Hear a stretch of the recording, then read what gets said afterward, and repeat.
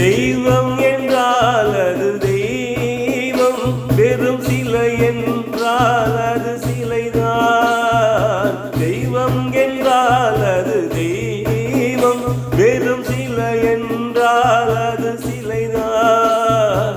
உண்டென்றால் அது உண்டு, இல்லை என்றால் அது இல்லை, இல்லை என்றால் அது இல்லை.